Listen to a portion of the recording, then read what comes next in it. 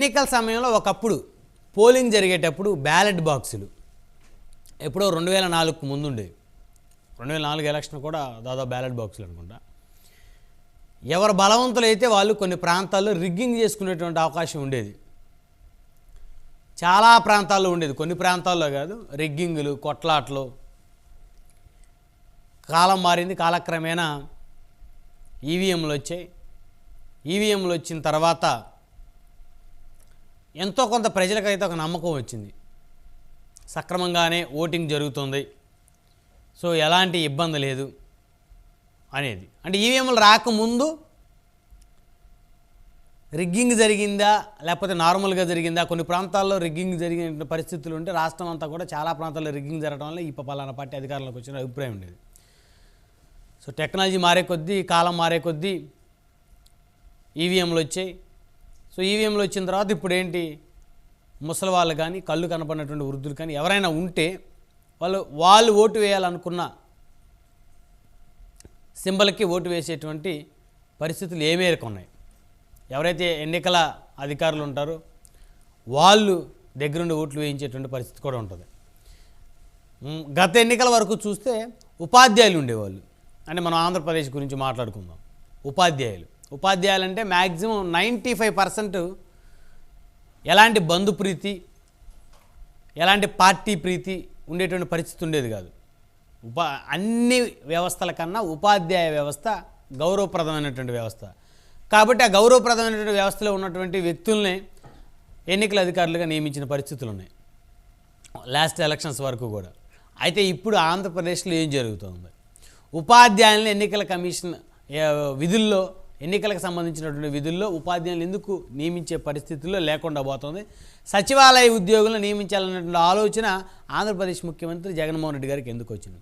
మరి మనం చూస్తే ఎమ్మెల్సీ గ్రాడ్యుయేట్ ఎలక్షన్స్లో వైఎస్ఆర్ కాంగ్రెస్ పార్టీ బొక్క బోర్లా పడింది. అంటే ఉపాధ్యాయులు, నిరుద్యోగులు అందరూ కూడా anti YSRCP, anti YS Jagan, అంతే. ఇంకా రెండో పార్టీ లేదు, టీడీపీ, జనసేన, బీజేపీ కాదు, జగన్ వర్సెస్ యాంటీ జగన్. మరి ఇప్పుడు అదే ఉపాధ్యాయులు కనుక ఎన్నికల విధుల్లో కనుక కొనసాగితే పరిస్థితి ఏంటి అనేదాన్ని మరి బేజీరు వేసుకొని మరి వారిని తప్పించాలనేటువంటి ఒక కుట్ర జరుగుతుందనేది ఇటు జనసేన అధినేత, అదేవిధంగా టీడీపీ అధినేత ఇద్దరు కూడా కంప్లైంట్ చేశారు. అదేవిధంగా సెంట్రల్ ఎలక్షన్ కమిషన్ కంప్లైంట్ చేశారు. కొన్ని ఆధారాలతో సహా కొన్ని ప్రాంతాలు, కొన్ని నియోజకవర్గాలు ఎక్కడ ఏ విధంగా దొంగ ఓట్లు ఉన్నాయనేటువంటి అంశాలను కూడా పెద్ద ఎత్తున సెంట్రల్ ఎలక్షన్ కమిషన్కి అయితే జనసేన అధినేత పవన్ కళ్యాణ్, తెలుగుదేశం అధినేత చంద్రబాబు అయితే ఇద్దరు కూడా కంప్లైంట్ చేశారు. మొత్తానికి ఇక అంటే ఫ్రీడమ్ ఇస్తే, పెట్టుకునేటువంటి అవకాశం ఇస్తే సచివాలయ ఉద్యోగులతో పాటు సెంట్రల్ ఎలక్షన్ కమిషన్కి ఎలాంటి అభ్యంతరం లేకపోతే వాలంటీర్లను కూడా ఏపీ ముఖ్యమంత్రి జగన్మోహన్ రెడ్డి ఎన్నికల విధుల్లో వారిని కూడా దించేటువంటి అవకాశం ఉంటుంది. సో అప్పుడు వారైతే వన్ సైడ్ అవుతుంది కనుక అదే, అందులో ఎలాంటి అతిశయోక్తి లేదు. మొత్తానికి అసలు ఈ దొంగోట్ల పంచాయతీ ఏంటి, ఓట్ల తొలగింపు అంశం ఏంటి, ఎన్నికల విధుల్లో ఉపాధ్యాయులను తొలగించి సచివాలయ ఉద్యోగులను పెట్టాలనేటువంటి ఆలోచన రావటం ఏంటి అనేటువంటి అంశాలన్నీ చర్చిద్దాం. ఇదే వాళ్ళ హాట్ టాపిక్లో మనతో పాల్గొనడం కోసం డాక్టర్ మాధవరెడ్డి గారు, జనసేన పార్టీ సీనియర్ నాయకులు మనతో స్టూడియోలో అందుబాటులో ఉన్నారు. అదేవిధంగా నరసింహప్రసాద్ గారు, తెలుగుదేశం పార్టీ నాయకులు, అదేవిధంగా రైల్వే కోడ్ నియోజకవర్గ ఇన్ఛార్జ్ మనతో జూమ్ కాల్ అందుబాటులో ఉన్నారు. అదేవిధంగా తిరుత్తూరు వేణుగోపాల్ గారు, వైఎస్ఆర్ కాంగ్రెస్ పార్టీ సీనియర్ నాయకులు మనతో జూమ్ కాల్లో ఉన్నారు. రైట్, ముందుగా నరసింహప్రసాద్ గారితో మాట్లాడదాం, టీడీపీ సీనియర్ నాయకులు, అదేవిధంగా రైల్వే కోడూరు ఇన్ఛార్జ్. నరసింహప్రసాద్ గారు, గుడ్ మార్నింగ్ అండి. సార్ నమస్కారం సార్ అందరికీ. ఏం సార్, నిజంగా దొంగోట్లు ఉన్నాయా ఆంధ్రప్రదేశ్లో? ఉంటే ఎన్ని ఉన్నాయి? రేపు ఎన్నికల విధులు ఎవరు ఉండబోతున్నారు? ఉపాధ్యాయులు ఉండబోతున్నారా, లేకపోతే వాలంటీర్లు ఉండబోతున్నారా, లేకపోతే సచివాలయ ఉద్యోగులు ఉండబోతున్నారా? సార్, ఆంధ్ర రాష్ట్రంలోకి 4.5 సంవత్సరం క్రితమే దొంగలు వచ్చారు సార్. పరిపాలకులే దొంగలైనప్పుడు దొంగ ఓట్లు ఉండవనుకోవడం మన అపోహ. ఎందుకంటే ఈ వైఎస్ జగన్మోహన్ రెడ్డి గారి ప్రభుత్వం 151 సీట్లతో అధికారంలోకి వచ్చిన తర్వాత ఈ రాష్ట్రంలో ఎంతో చక్కటి వాతావరణం అవలంబించి వాళ్ళు ఈ రాష్ట్రాన్ని పరిపాలించుండొచ్చు. 30 సంవత్సరాల టార్గెట్ పెట్టుకున్న ఈ ముఖ్యమంత్రి పట్టుమని 3 సంవత్సరాలు కూడా పరిపాలించలేని పరిస్థితికి వచ్చేసాడు. ఎందుకంటే ఇది చెప్తున్నాను, ప్రజావేదికతో కూల్చడం మొదలైన ఈయన స్వభావం ఒకసారి ఆలోచించాలి మనం. ఒక పక్క 150 సీట్లు ఉన్నప్పుడు ఇంకెవరన్నా అంటే ప్రజారంజక పరిపాలన చేసేవాళ్ళు. అవును. ఈయన ఎందుకో మరి ప్రజా కంటక పరిపాలన వైపు మొగ్గు చూపాడు. మొట్టమొదటి రోజే ఆయన సమావేశమైన మందిరాన్ని ఆయన కూల్చుకున్నాడు, ప్రజా వేదిక. అంటే ఆ రోజే ఆయన విధ్వంసం వైపు దారి చూపించాడు. ఆ రోజు కూల్చింది ప్రజా వేదిక కాదు, ప్రజాస్వామ్యాన్ని కూల్చాడు ఆయన. ప్రజల ధనంతో కట్టిన, ప్రజలకు ఉపయోగపడాల్సిన ఒక అద్భుతమైన ప్రదేశాన్ని ఆయన నాశనం చేసుకున్నాడు. ఆ రోజు నుంచి ఈ రోజు వరకు మనం గమనిస్తే ఆయన ధోరణిలో ఏమాత్రం మార్పు లేదు.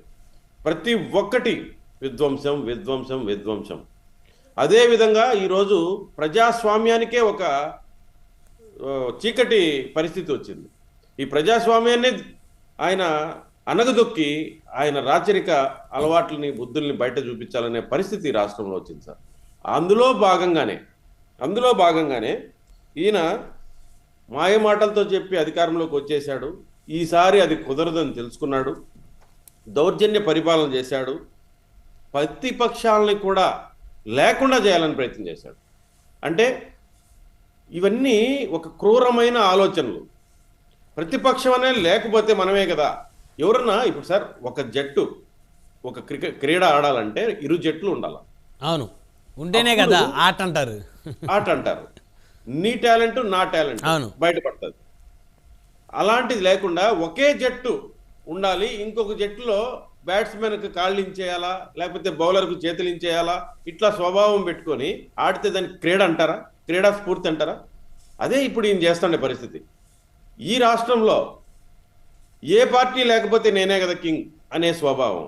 దీని రాచరికం అనకు ఇంకేమంటారు సార్? ఇలాంటి ధోరణిలోకి వెళ్ళిపోయాడు ఆయన పూర్తిగా. ఎన్నికల్లోకి ముందు కూడా మాయమాటలు మాత్రమే మనం చూసాం. దాని వెనక ఆయన పతాక రచన ఎంతో ఉంది. బాబాయ్ హత్య దగ్గర నుంచి కోడి కత్తి దాకా ఎన్నో చేశాడు. అప్పుడు గమనించలేకపోయాం మనం.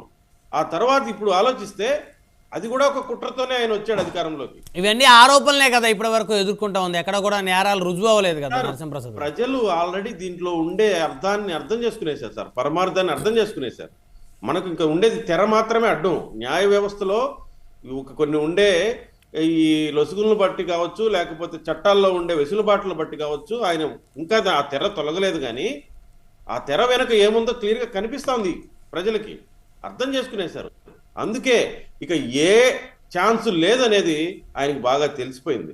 ఇక ఈ దొంగ ఓట్ల గురించే మనం మాట్లాడాలి సార్. ఇది కూడా ఒక విధ్వంసమే. మనం గతంలో మున్సిపల్ ఎలక్షన్లో తిరుపతిలో కానీ కొన్ని చోట్ల చూసినప్పుడు, కుప్పంలో కానీ ఇలాంటి చోట్ల చూసినప్పుడు వీళ్ళు ప్యూర్లీ ఈ దొంగ ఓట్ల మీదనే వీళ్ళు కాన్ఫిడెన్స్ పెట్టుకున్నారు. మనం చూసాం, పక్క రాష్ట్రాల నుంచి బస్సులతో తీసుకొని వచ్చి ఇక్కడ ఎలక్షన్ చేశారు. అంటే ఈ రాష్ట్ర ప్రజలు వీళ్ళ ఓటర్లు కాదని కూడా వాళ్ళు చెప్పారు, సిగ్గు లేకుండా. వాళ్ళు చెప్పారు, మా ఓటర్లు వేరే ఉన్నారంటే మేమేమో అనుకున్నాం. అది పక్క రాష్ట్రాల నుంచి తీసుకొచ్చుకునే ఓటర్లని తర్వాత తెలుసుకున్నారు జనాలు. అది ఇంకొక విషయం ఏంటంటే, ఆ పక్క రాష్ట్రాల నుంచి వచ్చి వెయ్యాలన్నా కూడా ఇక్కడ ఏదో ఒక ఓటు ఉండాలి. ఆ ఏదో ఒక ఓటు ఏదని గమనిస్తే మనము దొంగ ఓట్లు ఈ నమోదు చేయడంలోనే వీళ్ళ యొక్క చాకచక్యాన్ని వీళ్ళు నిరూపించుకుంటున్నారు. లేకపోతే సార్ 1,00,000 ఓట్లు దాకా దొంగ ఓట్లు ఏంటి సార్? చంద్రగిరి లాంటి నియోజకవర్గాలు మనం ఏమైపోతున్నాం సార్? మన వ్యవస్థలు ఏమైపోతున్నాయి సార్? ఎన్నిసార్లు మొరబెట్టుకున్నా, ఎన్ని దరఖాస్తులు ఇచ్చినా దాన్ని తొలగించరంటే వీళ్ళ యొక్క ప్రవర్తన ఎంతవరకు వెళ్ళిపోయింది, వీళ్ళ యొక్క డామినేషన్ ఎంతవరకు వెళ్ళిపోయింది. ఎస్పీ స్థాయి లాంటి అధికారులు, కలెక్టర్ స్థాయి లాంటి అధికారులు కూడా స్పందించకుండా, ఆలకించకుండా ఉంటే ఏమైపోతా ఉంది ఈ ప్రజాస్వామ్యం?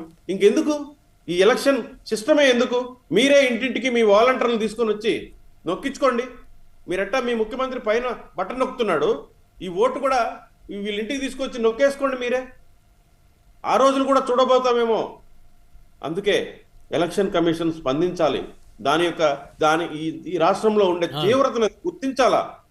అందుకే నిన్న జరిగిన ఒక పరిణామం, చంద్రబాబు నాయుడు గారు, జనసేన అధినేత పవన్ కళ్యాణ్ గారు ఇద్దరెళ్ళి ఎందుకు చెప్పాల్సి వచ్చిందంటే, ఈ రాష్ట్రంలో ఉండే ఈ యొక్క దొంగ ఓట్ల తీవ్రతని వాళ్ళకు చూపించాలనే ఒక లక్ష్యం. అదేవిధంగా ఇక ఎవరిని పెట్టాలి ఎన్నికల విధుల్లో అనేది గతం నుంచి జరుగుతూనే వస్తుంది. అవును. ఈ రాష్ట్రంలో అనాదిగా ఉపాధ్యాయుల్ని ఈ వృత్తులకి దీనికి వాడేవాళ్ళు, ఎలక్షన్ ప్రక్రియకి వాడేవాళ్ళు. ఎందుకు ఉపాధ్యాయులు వాడేవాళ్ళంటే సమాజంలో ఒక విలువలతో కూడిన అవును.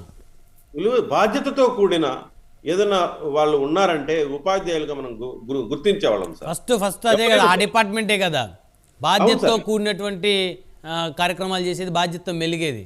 ఢిల్లీకి రాజైనా కూడా, ఆంధ్రప్రదేశ్ ముఖ్యమంత్రి అయినా కూడా ఒక గురువు దగ్గర తెలివితేటలు మంచి చెడ్డ నేర్చుకునే బయటకు రావాలి. వాళ్ళ మీద ఎక్కడైనా ఒక గౌరవభావం ఉంటుంది. అందుకనే ఈ వ్యవస్థలో ఉపాధ్యాయులకి ఒక ప్రత్యేకమైన స్థానం ఉంటుంది. అందుకే మేము కూడా చిన్నప్పుడు చదివేటప్పుడు ఎక్కడున్నా సరే గురువు కనపడినాడంటే దండం పెట్టి కాళ్ళకు ముక్కునేవాళ్ళం. ఇప్పుడు అది ఎప్పుడుకి ఉంటుంది గురువుకు ఉండే స్థానం అది. అందుకని ఇలాంటి ఎన్నికలు అంటే ఈ రాష్ట్రానికి, ఈ దేశానికి దిశానిర్దేశం చేసే ఒక ఇది కాబట్టి అలాంటి ఉన్నతమైన వాళ్ళని పెట్టేవాళ్ళు. ఎందుకో మరి ఈ ముఖ్యమంత్రి గారు మొదటి నుంచి ఉపాధ్యాయుల్ని పక్కన పెట్టాలనే ధోరణి ఈ రాష్ట్రంలో అవలంబిస్తూ వచ్చాడు. ఈయనకి ఈ రాష్ట్రంలో వాలంటీర్ తప్ప ఇంక ఎవ్వరూ ఆయనకి ఉపయోగపడరనే ఒక ఇది. ఎందుకంటే వాలంటీర్ అంటే ఆయన జోబులో మనుషుల్లాగా ఆయన ఫీల్ అవుతాడు. అందుకని ఈ ఉపాధ్యాయులు పక్కన పెట్టాలనుకున్నాడు. నాకు ఎందుకో అనుమానం సార్, ఉపాధ్యాయుల గారి మీద, ఉపాధ్యాయ వ్యవస్థ మీద జగన్మోహన్ రెడ్డి గారికి ద్వేషం ఉంది. దేనికి ఉంటుంది?